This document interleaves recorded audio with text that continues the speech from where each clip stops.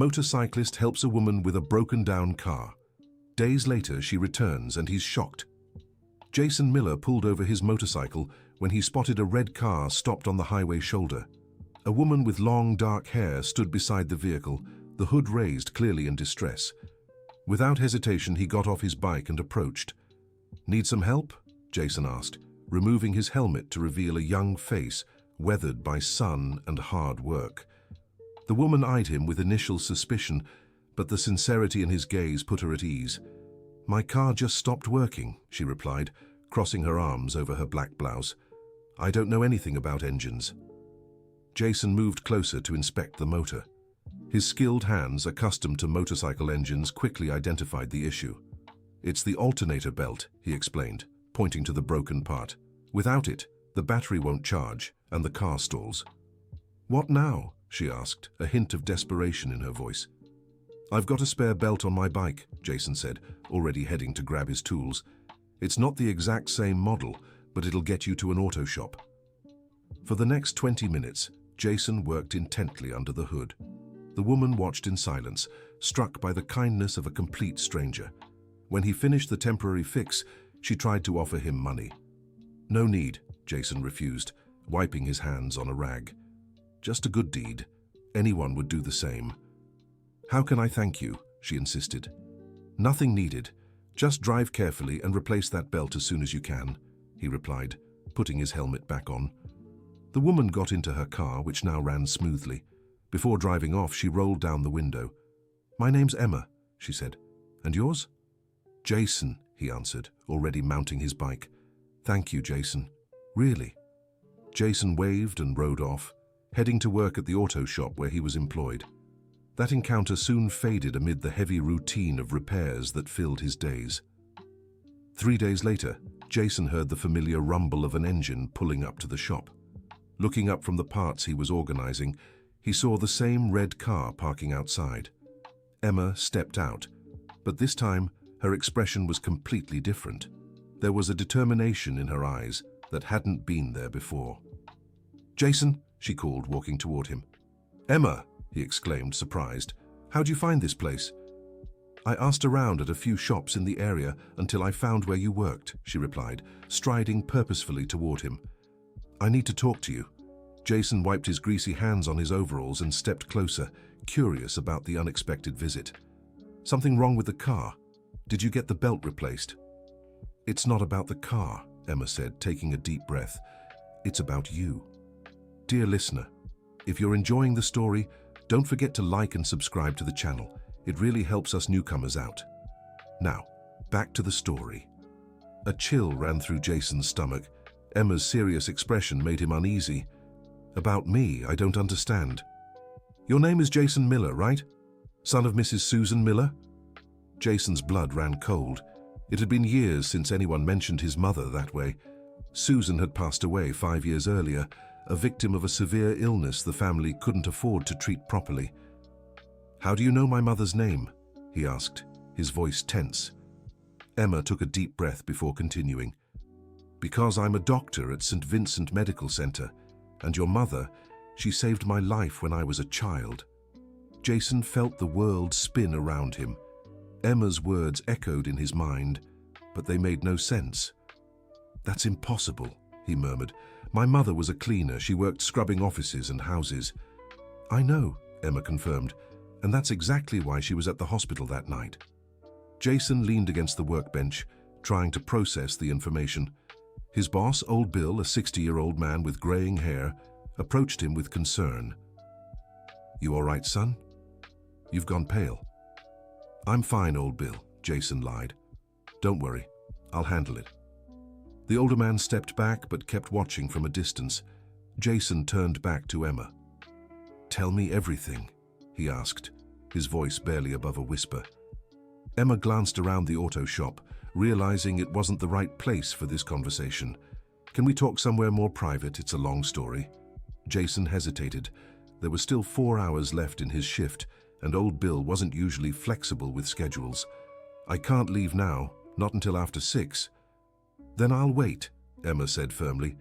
"This is too important to put off." For the next few hours, Jason could barely focus on his work. His hands shook as he tightened bolts, and his mind raced with possibilities about what Emma had to say. Her presence in the shop's small waiting area made him even more nervous. Old Bill noticed his employee's distress and approached again. "Jason, what's going on? You look like you've seen a ghost." "It's complicated, Old Bill. This woman has something important to tell me about my mother." The older man glanced toward Emma, then back at Jason. "Your mother passed away about 5 years ago, didn't she?" "Mrs. Susan?" "Yes, sir. She was a good woman. Always saw her catching the bus at dawn for work." Old Bill paused. "Go talk to her. I'll let you off early today." Jason nodded in thanks and walked over to Emma.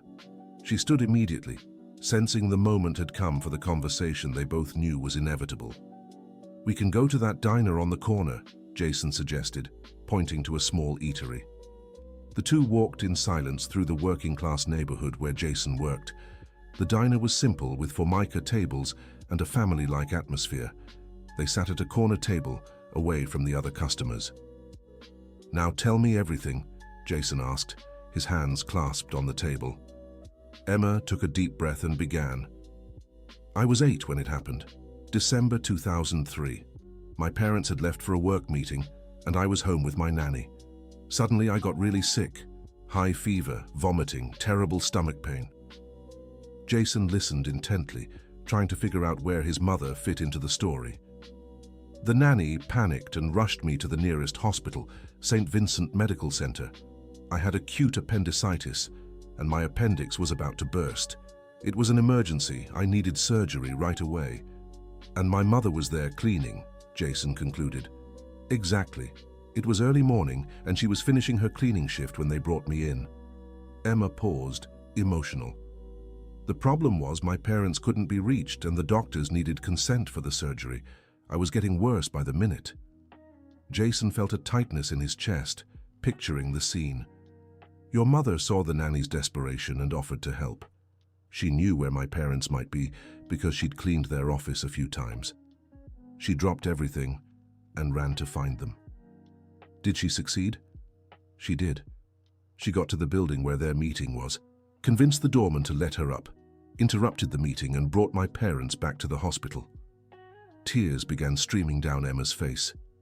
"The doctors said if she had waited 15 minutes longer, I wouldn't have survived." Jason felt a lump in his throat. That story sounded exactly like something his mother would do. Susan had always been a woman who put others' well-being before her own. "My parents tried to reward your mother. They offered her money, but she refused everything," Emma continued. "She said any mother would do the same for a child." "That sounds like the Susan I knew," murmured Jason, moved. "After that day, my parents lost touch with her. They tried to find her several times, but she had changed jobs and moved.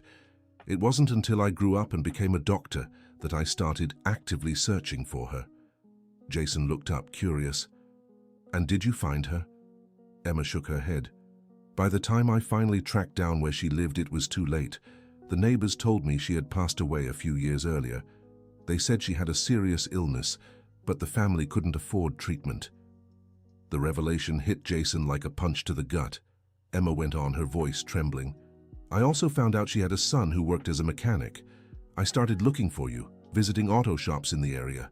When my car broke down on that road and you stopped to help," she paused, "something told me you were special. You had the same kindness she did." Jason rubbed his face, trying to process everything. "So that's why you came back?" "Yes. I asked around at the shop for your full name and confirmed you were Susan's son." Emma leaned forward. "Jason, I need to do something for you.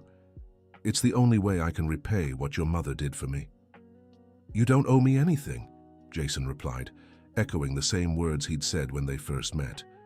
"I do," Emma insisted. "Your mother saved my life, and I couldn't save hers. But I can do something for you."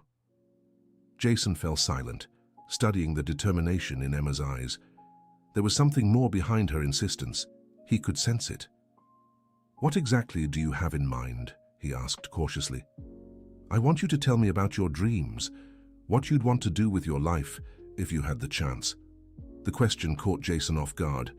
It had been years since anyone asked him about dreams.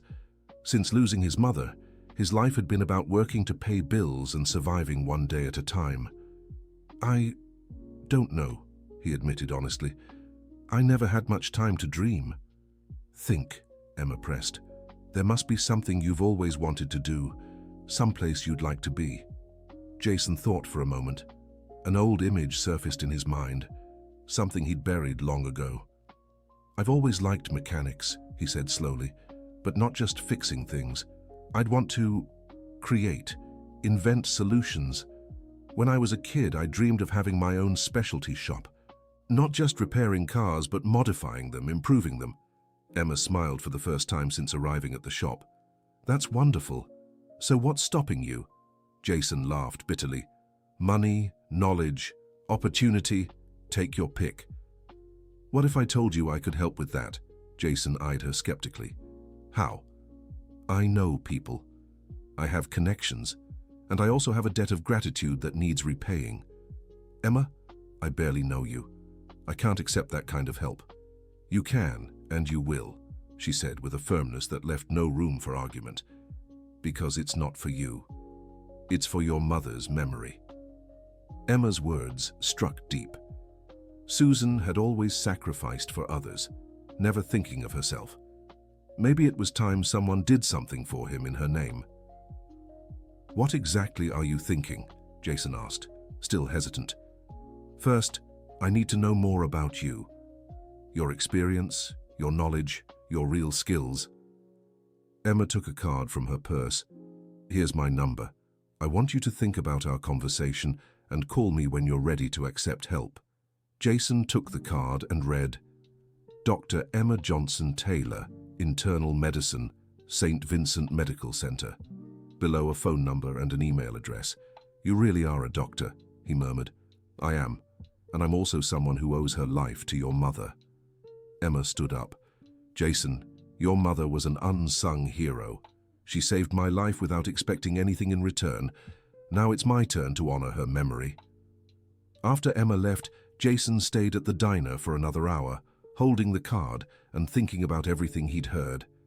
His mother's story filled him with pride, but also with deep sorrow.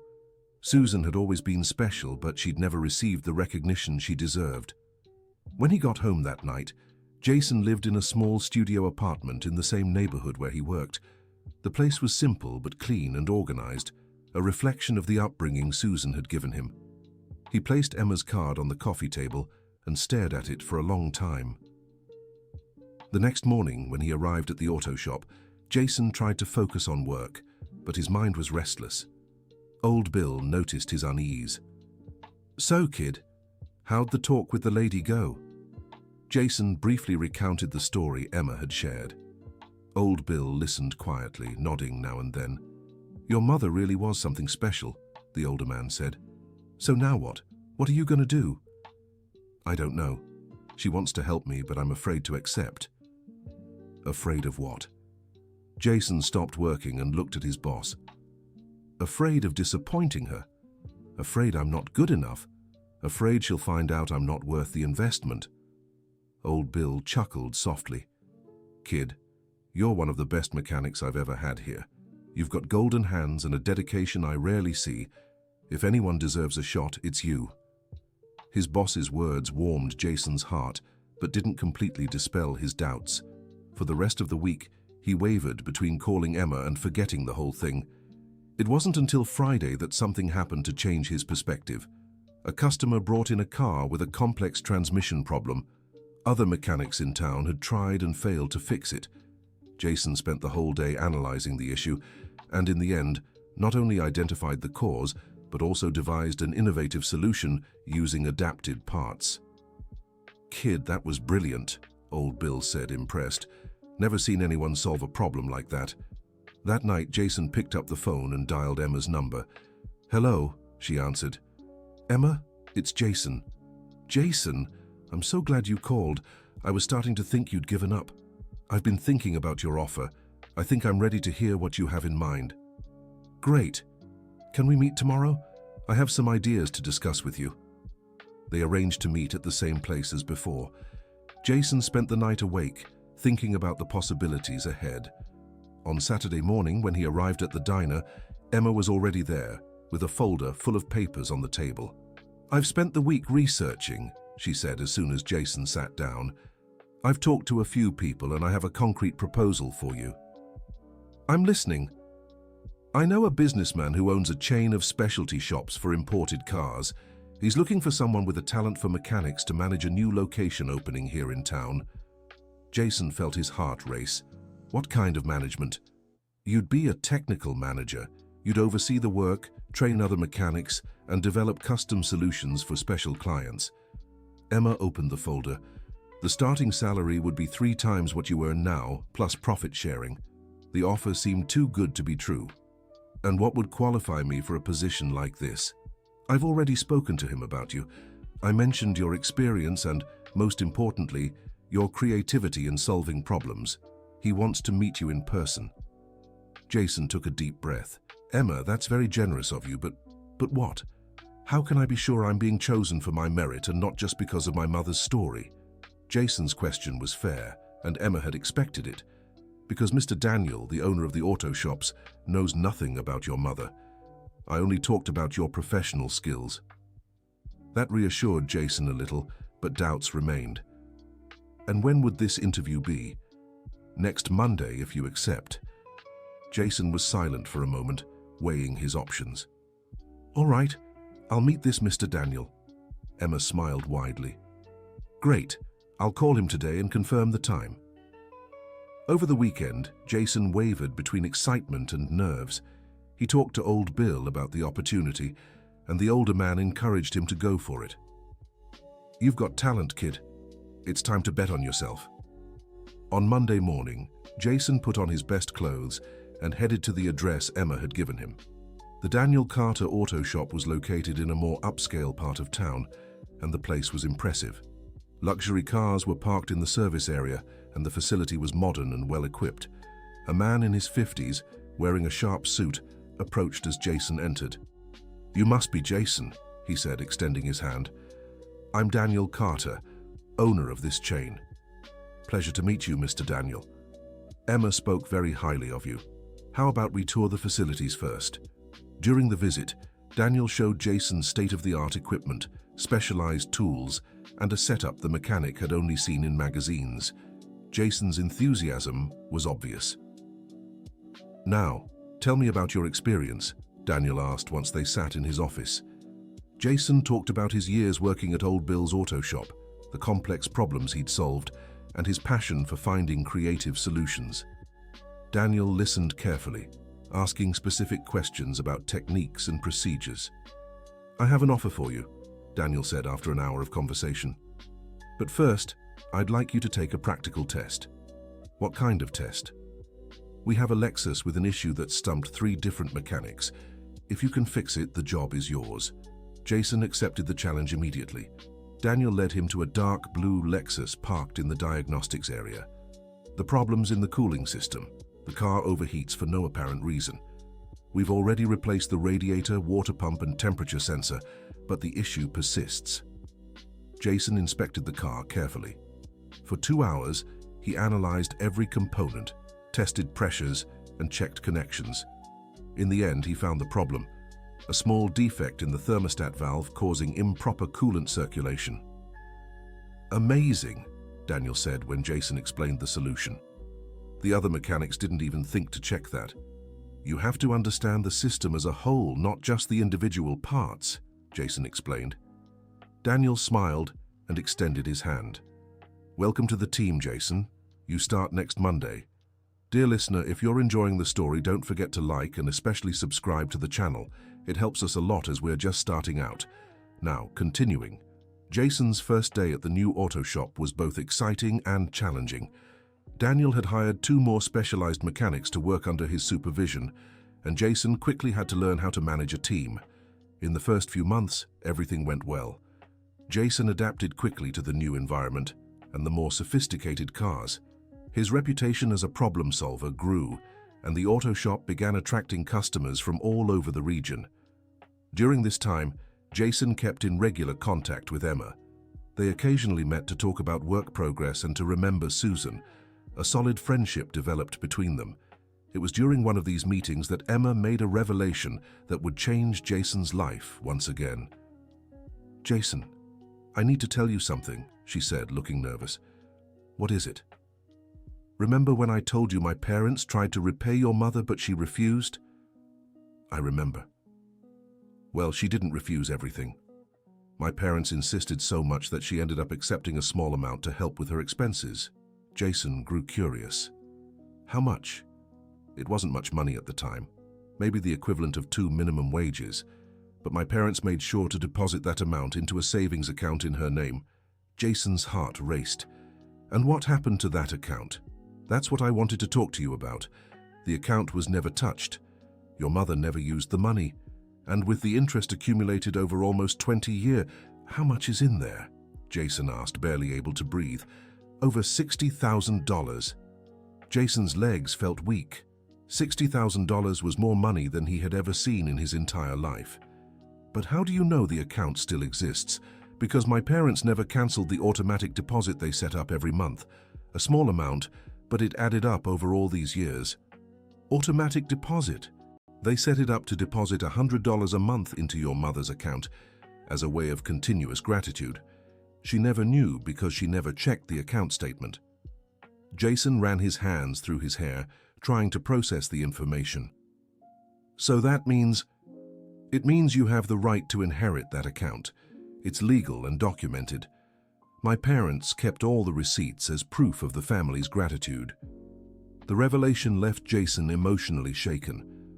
On one hand, he was happy to discover that his mother had received some recognition for what she did. On the other, he felt guilty for not knowing about the account when Susan was alive and struggling financially. "Why didn't you tell me this before?" he asked.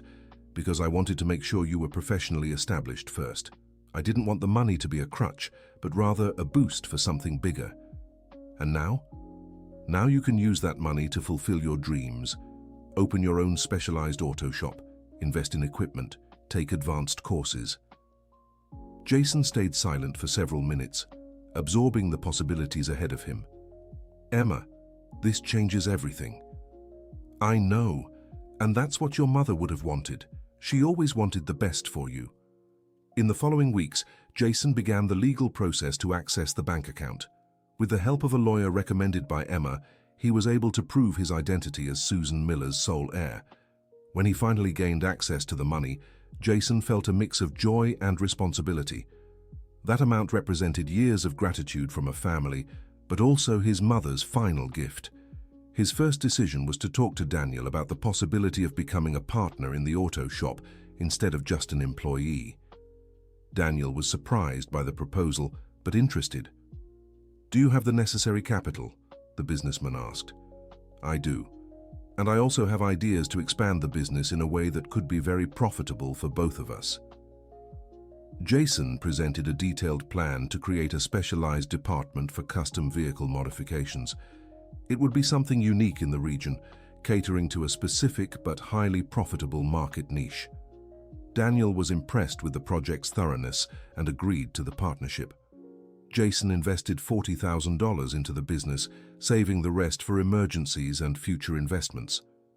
The new section of the auto shop opened 3 months later, with Jason as a minority partner and the technical lead for the modifications department. Success came immediately. Customers from nearby towns began seeking out their specialized services.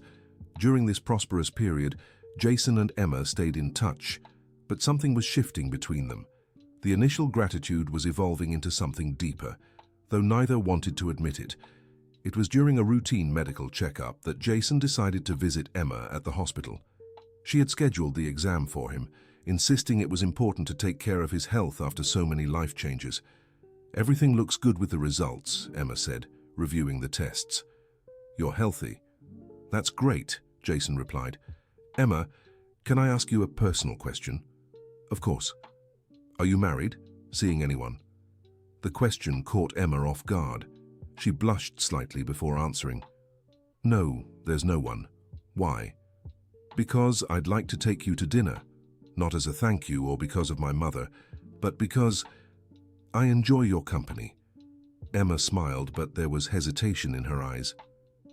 "Jason, This might complicate our friendship, or it might make it even better. After a moment's pause, Emma accepted the invitation. Dinner was set for the following Saturday at a quiet restaurant downtown. The evening went well, but Jason noticed Emma seemed reserved, as if wrestling with some inner conflict. "Are you okay?" he asked at the end of the night. "I am, it's complicated." "What's complicated?" Emma took a deep breath before answering. "Jason, there's something I haven't told you about that night at the hospital." Jason's heart raced. It always seemed there were more revelations to come. "What else happened?" "Your mother didn't just save my life by finding my parents. She did something else too." "What?" "When my parents arrived at the hospital and saw the state I was in, they were frantic. My mother collapsed and my father was beside himself. They couldn't think straight to make the necessary medical decisions." Jason listened intently. "Your mother noticed and took charge. She spoke to the doctors, understood the procedures needed, and literally guided my parents through every decision. Without her, they would have wasted precious time." "That sounds just like the Susan I knew. But there's more. During the surgery, which lasted 3 hours, your mother stayed at the hospital looking after my parents. She brought them coffee, food, talked to them, reassured them. It was like she adopted our whole family that night." Jason felt his eyes well up. "Then what's the problem? Why does that make things complicated between us?" Emma hesitated again. "Because my parents never forgot what she did. And when they found out I'd met you..." "What did they say?" "They want to meet you." The revelation made Jason nervous. Meeting Emma's parents meant their relationship was moving towards something more serious than he'd imagined. "And you? Do you want me to meet them?" "I do," Emma answered without hesitation. "But I'm afraid." "Afraid of what?" "Afraid they'll only see you as the son of the woman who helped them, not as the person you really are." Jason understood Emma's concern. It was important that any relationship they developed would be based on who they were as individuals, not the circumstances that brought them together. "So here's what we'll do," Jason proposed. "I'll meet your parents as Jason Miller, mechanic and entrepreneur. My mother's story can come later." "You'd do that?" "I would. I want them to know me for who I am, not for what my mother did." The meeting with Emma's parents was scheduled for the following week. Dr. Robert Johnson and Dr. Catherine Johnson were successful professionals, owners of a private medical clinic in the city. Jason prepared carefully for the meeting. He wore his best clothes and rehearsed possible questions they might ask about his life and career. Emma's parents' home was in an upscale neighborhood. It was an elegant but understated residence. Dr. Robert, a 55-year-old man with graying hair, greeted Jason at the door. "You must be Jason," he said, extending his hand. "Emma has told us so much about you." "Nice to meet you, Dr. Robert. Just call me Robert. Come in. My wife is eager to meet you." Dr. Catherine was an elegant woman in her 50s with a warm smile that reminded Jason of Emma's. "It's such a pleasure to meet you, Jason," she said. "Emma mentioned you own a specialized auto shop." "Actually, I'm a co-owner. I mostly work on luxury vehicle modifications." Over dinner, Jason talked about his work, his plans for the future, and his passion for mechanics. Emma's parents asked about his family, his education, and his life goals. The conversation flowed naturally, and Jason felt he was being accepted for who he was, not for any past history. It wasn't until the end of the evening that Dr. Robert asked a question that changed the course of the conversation. "Jason, is your mother still alive?" Jason hesitated for a moment. He had promised not to bring up Susan's story, but he couldn't lie about something so fundamental. "No, she passed away 5 years ago." "I'm so sorry," Dr. Catherine said sincerely. "What was her name?" "Susan Miller." Emma's parents exchanged a meaningful glance. Dr. Robert leaned forward. "Susan Miller, the woman who worked as a cleaner?" Jason looked at Emma, who was visibly tense.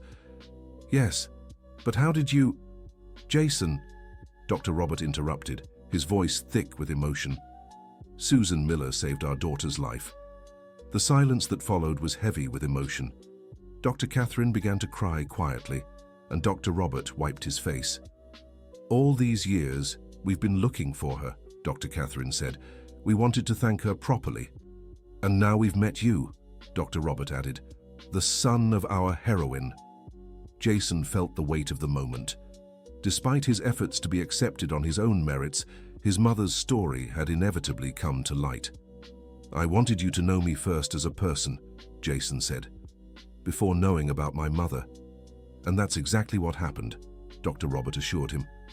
"For the past 2 hours, we've gotten to know a hard-working, intelligent, and honest young man. The fact that you're Susan's son only makes it more special." Dr. Catherine stepped closer and hugged Jason. "Thank you for existing," she whispered. "You're living proof that good things come back around." The evening ended with a sense of emotional closure for everyone. Emma's parents finally had the chance to express their gratitude, even if indirectly, and Jason felt his mother had received the recognition she always deserved. In the weeks that followed, Jason and Emma grew even closer. Their relationship evolved naturally, built on mutual respect, admiration, and a genuine connection that went beyond the circumstances that had brought them together. 3 months later, Jason made an important decision. Using part of the money he had inherited from his mother, he bought a small plot of land in the neighborhood where he grew up and began building his own specialized auto shop. "Why not stay as Daniel's partner?" asked Emma when Jason told her about the project.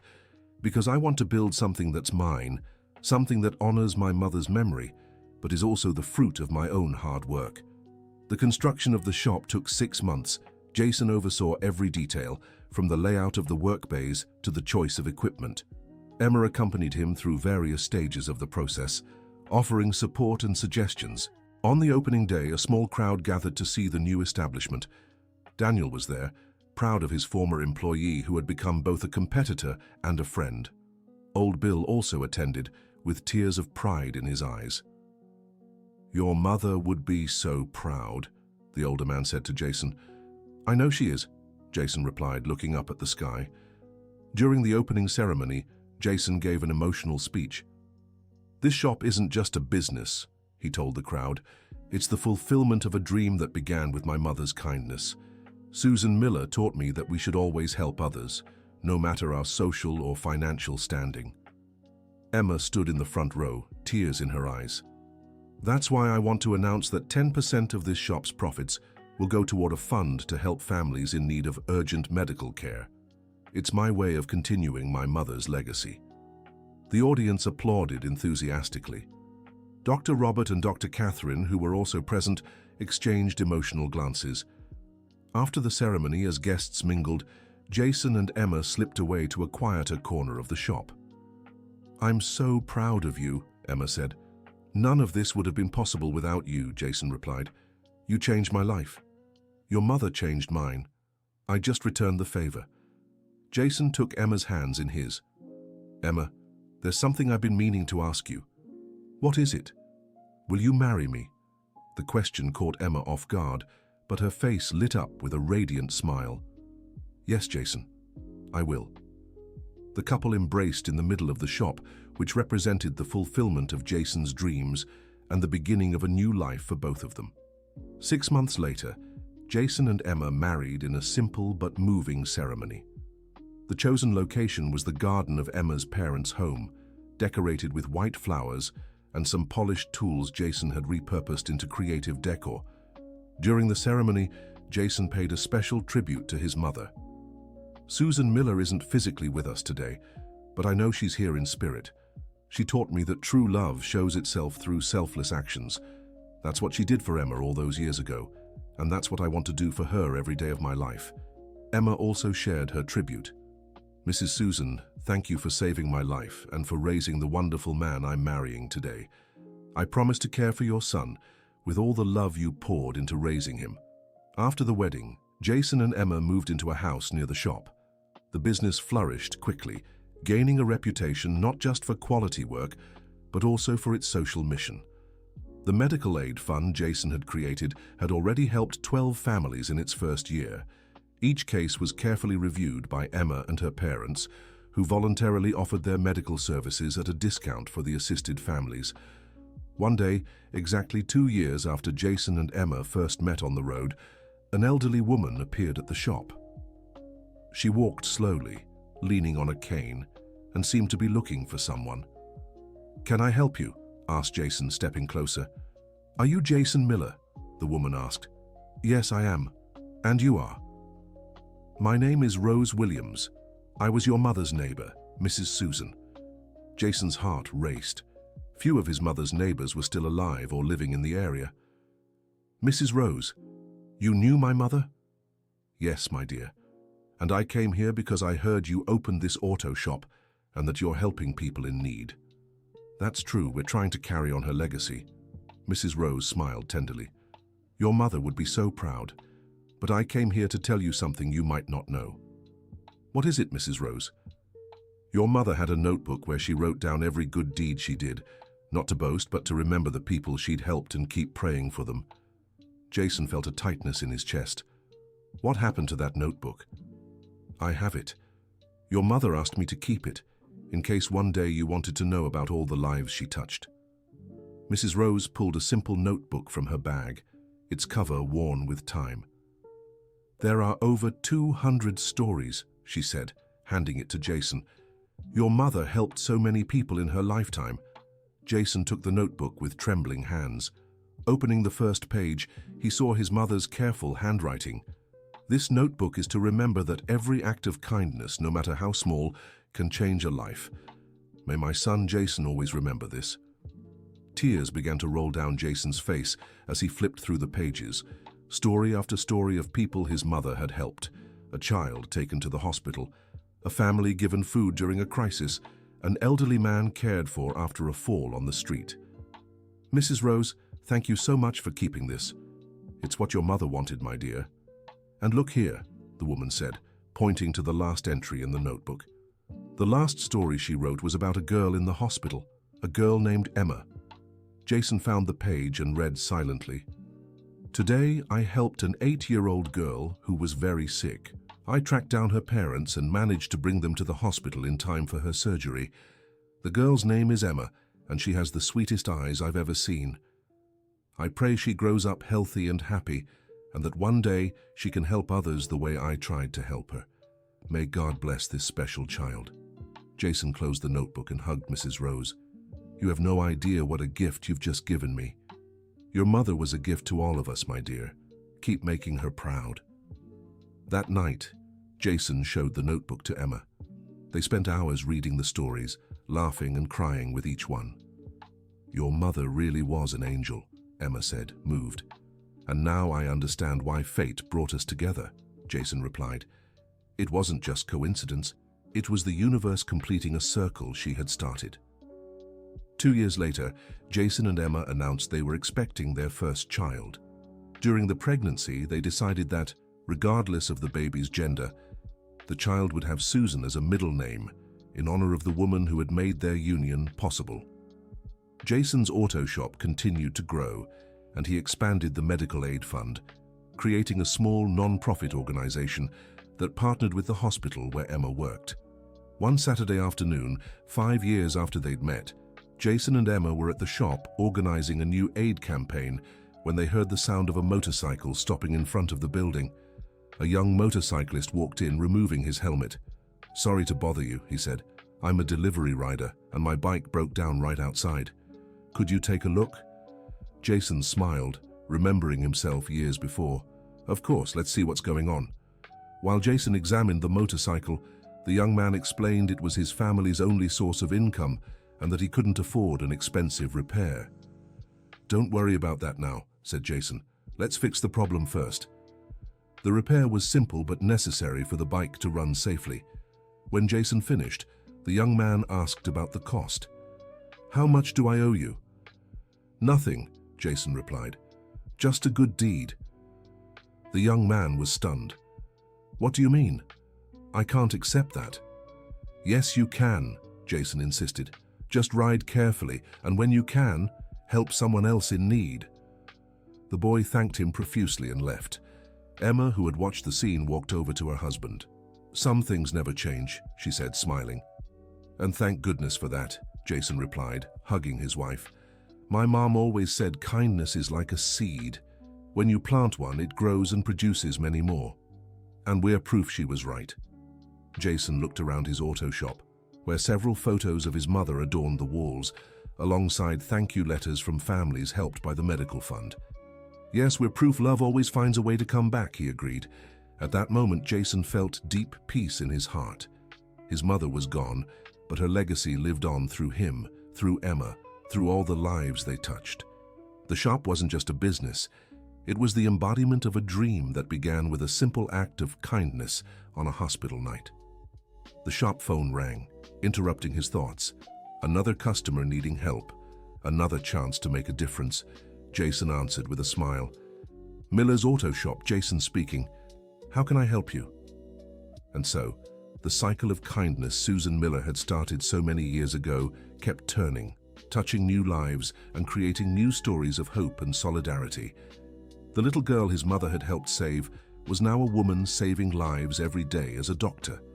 The boy who grew up witnessing Susan's kindness was now a man turning that kindness into concrete acts of help.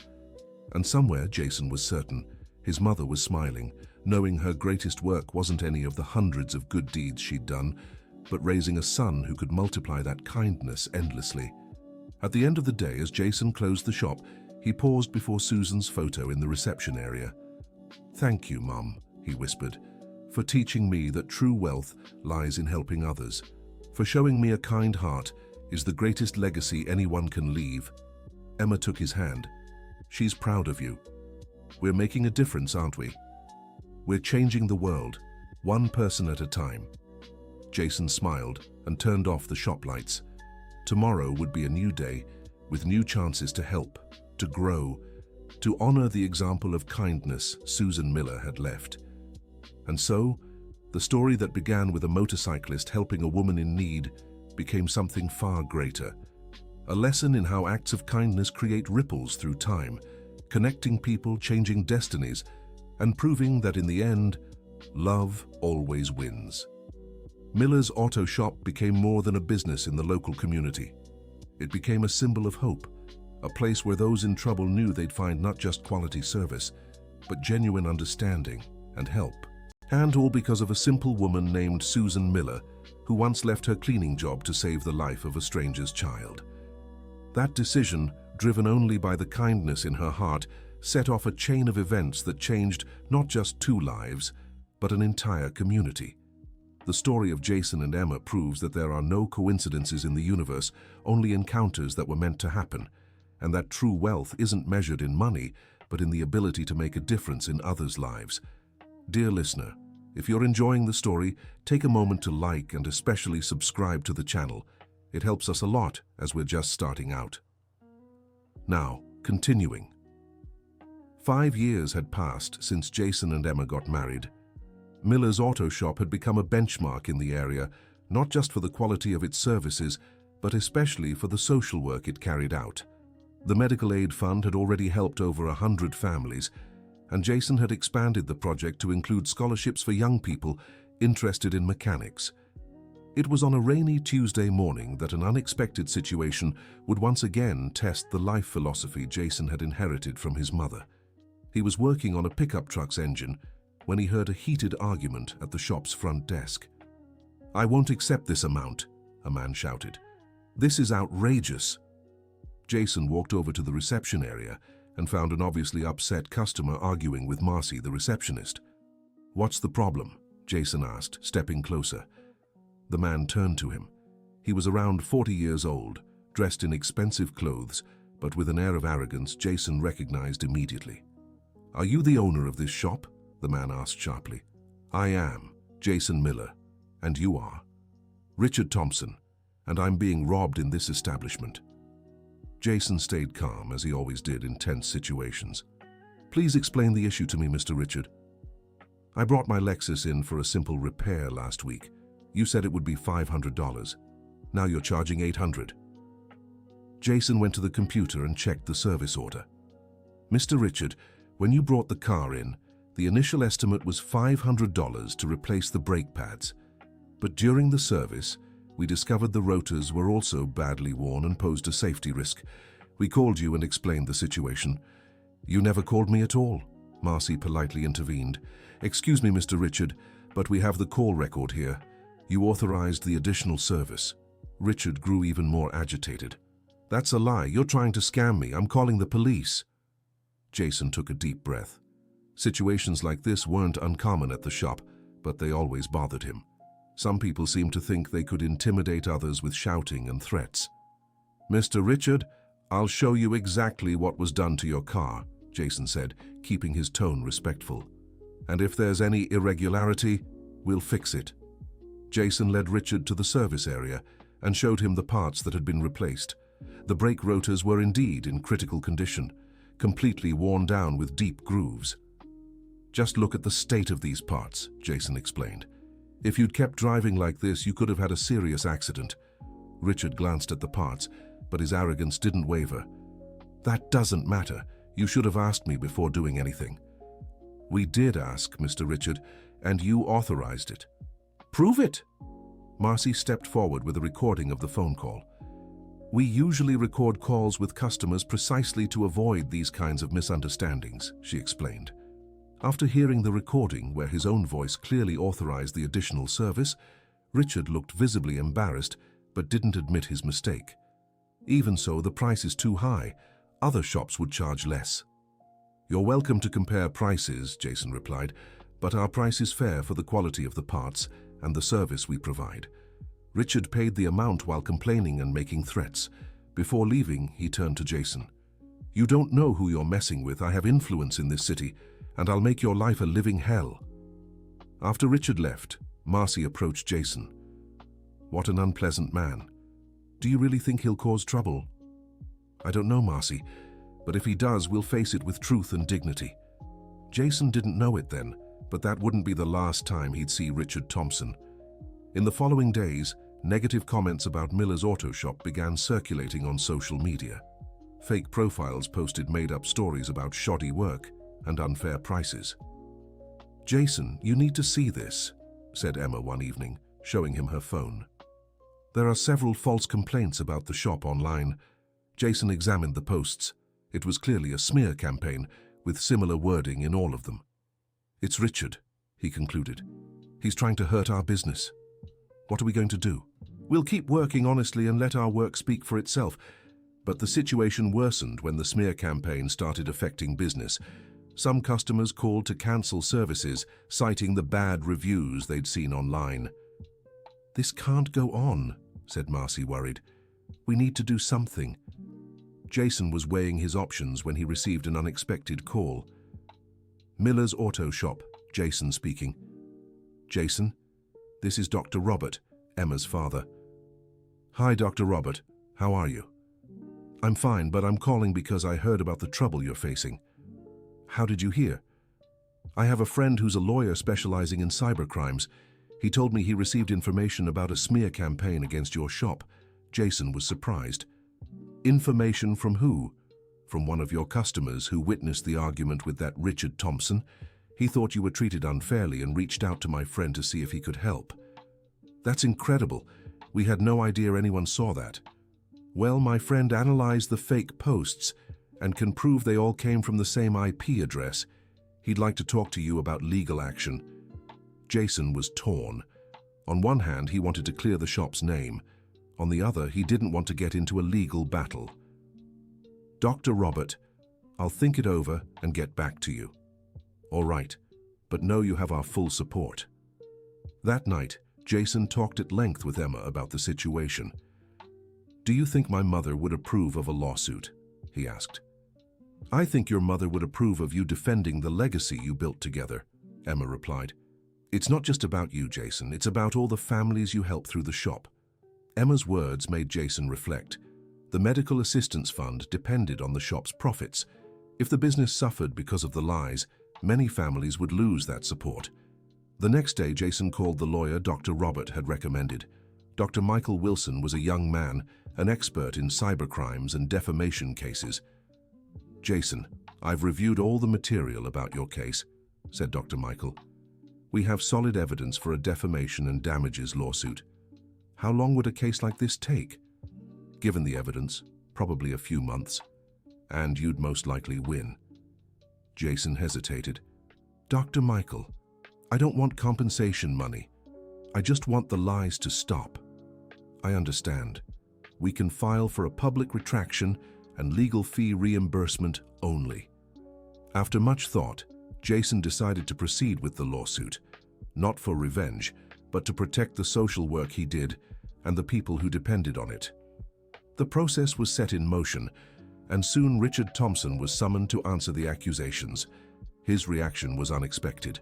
Instead of taking responsibility, Richard escalated his attacks, now using profiles with real names to slander Jason and the auto shop.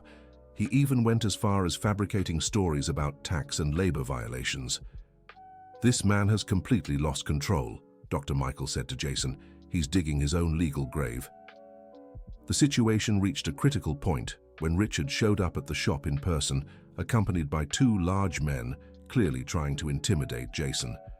I came here to settle our business man to man, Richard said in a threatening tone. Jason didn't back down.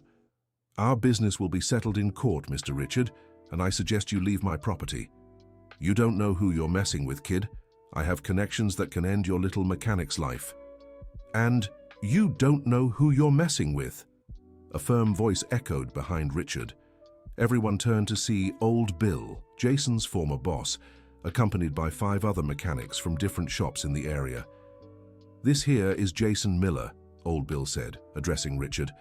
One of the most honorable men I've ever known. And we, the mechanics in this area, won't tolerate anyone intimidating one of our own. Richard realized the situation had completely changed. He was now facing not just Jason, but the entire community of professionals in the field. This isn't over, he muttered before leaving with his companions. Jason, are you all right? Old Bill asked. I am, Bill. Thank you for showing up. We mechanics have to look out for each other, and everyone around here knows you're good people. In the following days, something unexpected happened. Customers from all over the area began seeking out Miller's auto shop, not in spite of the slander, but because of how Jason was handling it. People see you won't be intimidated, but you also don't resort to aggression, Marcy explained. That's earning everyone's respect. The shop, which had lost some customers at the start of the smear campaign, was now receiving more service requests than it could handle. It's as if the attempt to harm you backfired, Emma remarked. My mother always said the truth has a power of its own, Jason replied. Sometimes it takes time, but it always comes out. 3 months after the lawsuit began, Richard Thompson was ordered to appear in court. During the hearing, confronted with all the digital evidence, he had no choice but to admit to the smear campaign. Your Honor, Dr. Michael said to the judge, my client isn't seeking monetary compensation. We only want the defendant to issue a public retraction and cover the legal costs. Richard was ordered to publish a retraction in every medium where he had slandered Jason, in addition to paying court fees. But the biggest surprise came after the hearing. Richard approached Jason in the courthouse hallway. Jason, can I speak with you privately? Jason hesitated but agreed. They stepped aside to a more secluded corner. I need to apologize, Richard said, his voice strained. You didn't deserve any of what I did. Jason was surprised by the change in attitude. Why are you doing this, Mr. Richard? Because these past months, seeing how you handled this whole situation, I realized what kind of person I'd become. Richard paused. You could have sued me for a lot more money, could have humiliated me publicly, but you chose only to defend yourself. I don't want to hurt anyone, I just wanted the lies to stop. I know, and that made me reflect on my own life.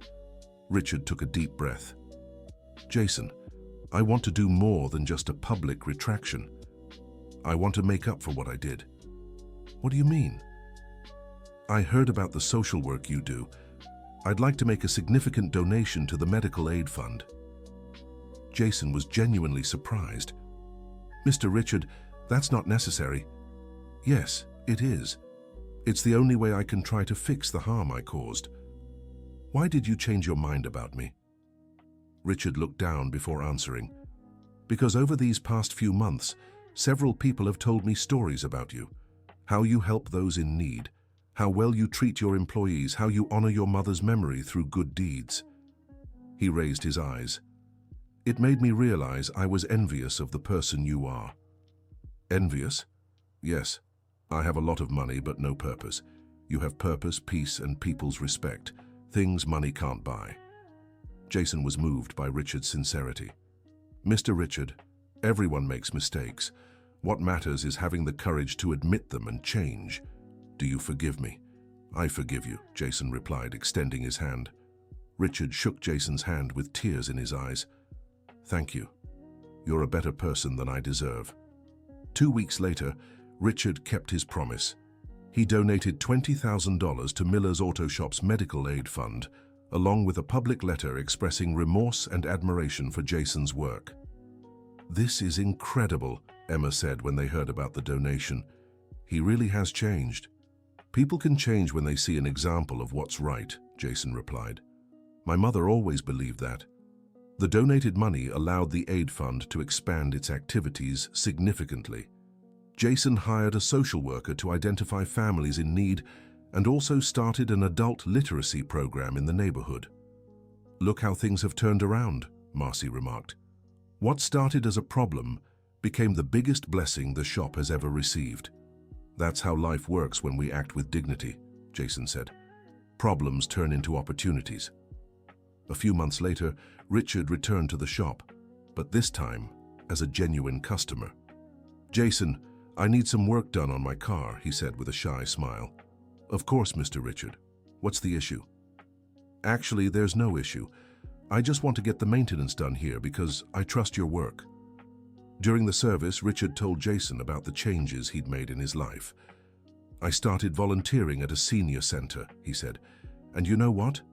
I've never felt so useful in my life." "That's wonderful, Mr. Richard. Helping others changes you from the inside." "Exactly. And you taught me that without even realizing it." Richard's transformation became an example in town. Many who knew his former self were amazed by the change. "It's remarkable how a heart can change when it finds the right example," Dr. Robert commented during a family dinner. "My mother always said kindness is contagious," Jason replied. "Sometimes all a person needs is to see there's a better way to live." "And you're being that example," Emma added. A year after the incident with Richard, Miller's Auto Shop had become more than just a business in the community. It was a hub for social change, where people found not only automotive services, but also opportunities for personal and professional growth. Jason had created a free basic mechanics training program for underprivileged youth, partnering with local technical schools. Several graduates had already found jobs at shops around town. "You're multiplying your mother's legacy," Emma said, proud of her husband's work. "We're multiplying it," Jason corrected. "None of this would be possible without you, your parents, or this whole network of good people around us." On a Saturday afternoon, as Jason was organizing the paperwork for the social project, he received an unexpected visit. It was a young woman around 20 years old, accompanied by an older woman. "Sorry to bother you," said the young woman. "My name is Ashley, and this is my mother, Mrs. Clare. We came here because of a story we heard about you." "What story?" asked Jason, curious. "We heard that you help people who are going through hard times. My daughter needs urgent surgery, but we can't afford it," explained Mrs. Clare. Jason invited them to sit and talk further. "What kind of surgery does your daughter need?" "It's heart surgery.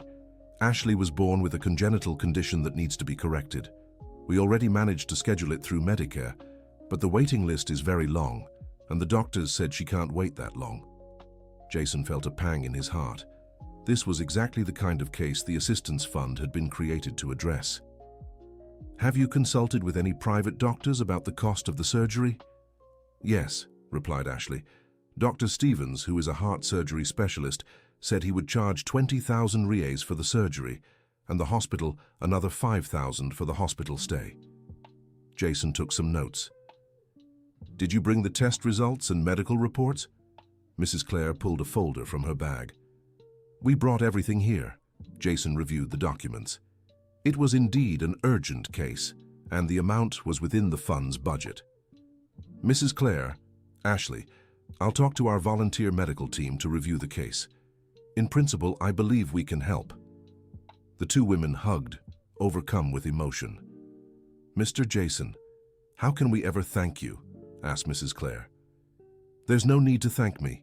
Just take good care of Ashley and when you can, help others who are in need." "We'll definitely do that," promised Ashley. That same night, Jason called Emma and told her about the case. "I'll speak with Dr. Stevens tomorrow," said Emma. "I know his work. He's an excellent professional. And can we cover the surgery costs?" "With Richard's donation and the other contributions, yes, we can." Ashley's surgery was scheduled for 2 weeks later. During that time, Jason and Emma followed the entire process, offering emotional support to the family. On the day of the surgery, Jason, Emma, and even Richard were at the hospital to monitor the procedure.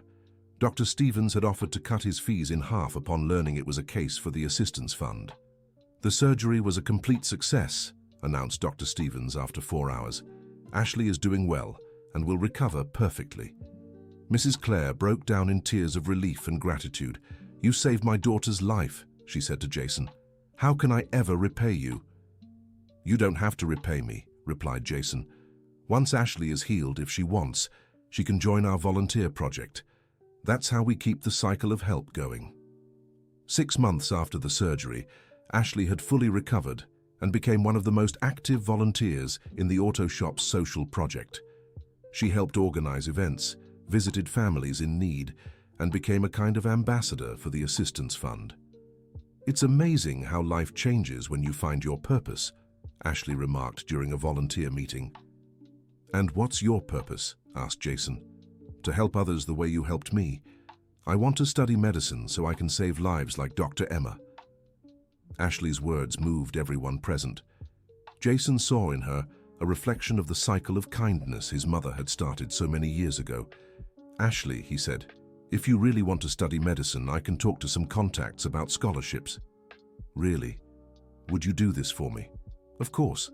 Investing in the education of good people is investing in the future of society as a whole." Through Emma and her parents' connections, Jason managed to secure a full scholarship for Ashley at a private medical school. The young woman committed to giving back by working at the public hospital for a few years after graduation. "Another life transformed," Emma said to Jason on the night they learned the scholarship had been approved, "and more proof that my mother was right about the power of kindness." That night, Jason took the notebook Mrs. Rose had given him years earlier and wrote a new entry. "Today, we helped Ashley get a scholarship to study medicine. In a few years, she'll be saving lives, just like Dr. Emma saved mine. Through gratitude for you, Mum. The cycle continues, and every person we help becomes a multiplier of good. Thank you for teaching me that true wealth lies in making a difference in others' lives." End of story. Now tell us what you thought of the story and where you're watching from. If you have something to share with us, leave a sincere comment below. Do you think Jason made the right decisions in forgiving Richard and turning hardship into opportunity? We'd love to hear your thoughts. Thank you so much for joining us. Don't forget to like, and most importantly, subscribe to the channel so you don't miss other heartwarming stories.